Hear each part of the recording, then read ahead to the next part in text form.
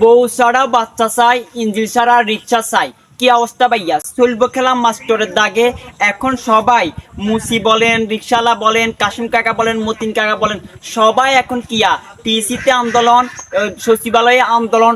আন্দোলনের ভাইয়া শেষ নাই ভাইয়া। ঘটনা এখানে না তো, ঘটনার পিছনে কিন্তু ঘটনা আছে।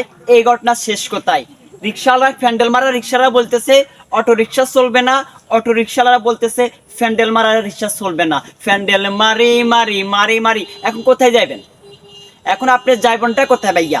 এই যে দেশে ক্লান্তি লগ্নে যারা এখন বিভিন্ন দাবি দাবা নিয়ে মাঠে নামতেছেন, আসলে এটা কতটা যুক্তি? এখন নামছে রিক্সাওয়ালা, একটা প্যান্ডেলওয়ালা রিক্সাওয়ালা, আর হচ্ছে ব্যাটারি চালিত রিক্সাওয়ালা। লাগবো খেলাম মাস্টর দাগে, চলবো খেলাম মাস্টরের দাগে। এখন সরকার কম দিকে যাবে। অন্তর্বর্তীকালীন সরকারকে আমরা 3 মাসের মেয়াদে আমরা এই রাষ্ট্র সংস্কারের জন্য বসাইলাম। এখন সরকার কই যাবে?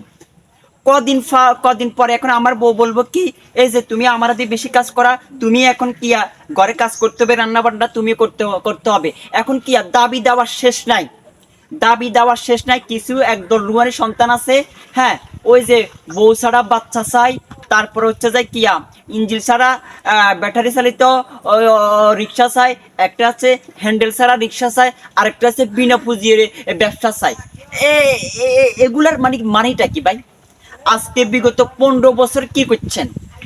এখন আপনারা ওই যে শাহবাগে যাইয়া, টিসিতে যাইয়া, শাপলা চত্বরে যাইয়া আপনারা যে আন্দোলন শুরু করছেন, আন্দোলন করার একটা সময় তো আছে ভাইয়া। আন্দোলন করার একটা সময় আছে তো। আন্দোলন করবেন, দেশের সুস্থ নির্বাচন হইব, একটা সরকার গঠন হইব, তারপরে গরিবের সংসদ সুস্থভাবে শক্তিশালী হয়ে দাঁড়াইব, তারপরে আপনারা আন্দোলন করবেন। আন্দোলনের একটা সময় তো আছে ভাই। এখন এই যে ক্লান্তি লগ্নে নোয়াখালী দক্ষিণ অঞ্চলের মানুষ বন্যার পানিতে এবং বন্যা পানিতে মারা যাইতেছে। আপনারা ঢাকা শহরে বসি, চট্টগ্রামে বসি, বিভিন্ন জায়গায় কি করতেছেন? আপনারা আন্দোলন করতেছেন। এখন রিক্সাওয়ালা এবং ব্যাটারি চালিত রিক্সা চলবো খেলা আবার মাস্টরের দাগে। কোনটা সামলাবেন আপনি? কদিন বাদে কাজের বুয়া নামি যাবো আন্দোলন করার লাগা, কদিন বাদে নামবো ওই যে রিক্সাওয়ালা, মুসি, কাশিম, তাসিম, এরা সবকে কোথায় আন্দোলনে নামি যাবো কই? আমাদের বেতন বাড়া।